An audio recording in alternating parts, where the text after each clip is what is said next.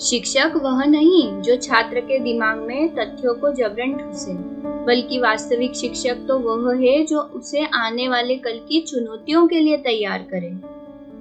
पुस्तकें वह माध्यम है जिनके जरिए विभिन्न संस्कृतियों के बीच पुल का निर्माण किया जा सकता है। ज्ञान के माध्यम से हमें शक्ति मिलती है, प्रेम के जरिए हमें परिपूर्णता मिलती है। कोई भी आजादी तब तक सच्ची नहीं होती जब तक उसे विचार की आजादी प्राप्त न हो। किसी भी धार्मिक विश्वास या राजनीतिक सिद्धांत को सत्य की खोज में बाधा नहीं बनने देना चाहिए। शिक्षा के द्वारा ही मानव मस्तिष्क का सदुपयोग किया जा सकता है।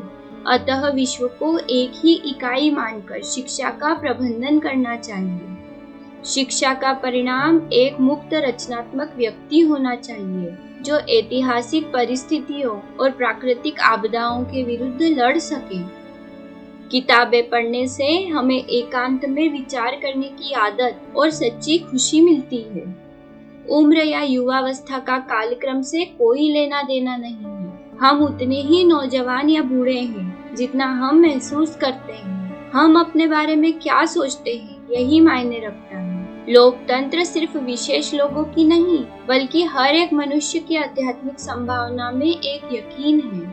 कहते हैं कि धर्म के बिना इंसान लगाम के बिना घोड़े की तरह है।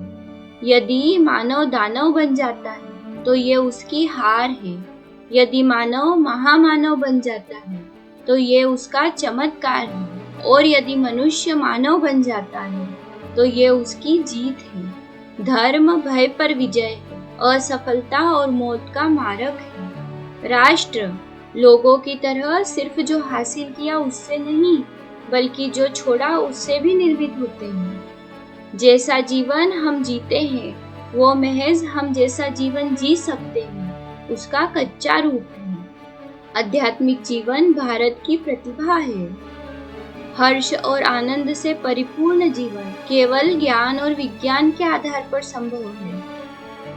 शांति राजनीतिक या आर्थिक बदलाव से नहीं आ सकती बल्कि मानवीय स्वभाव में बदलाव से आ सकती है। सच्चा गुरु वो है जो हमें खुद के बारे में सोचने में मदद करता है। जब हम ये सोचते हैं कि हम जानते हैं तो हमारा सीखना रुक जाता है। धर्म व्यवहार है, सिर्फ विश्वास नहीं। ईश्वर सभी आत्माओं की आत्मा है, परम आत्मा, परम चेतना।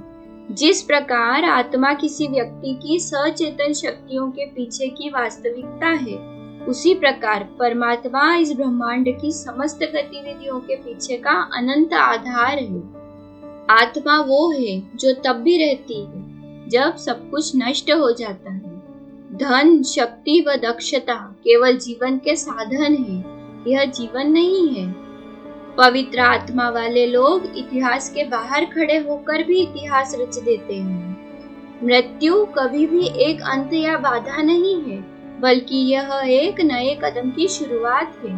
घोर पापी लोगों का भी भविष्य है, यहाँ तक कि सबसे महान संत का भी अतीत रहा है।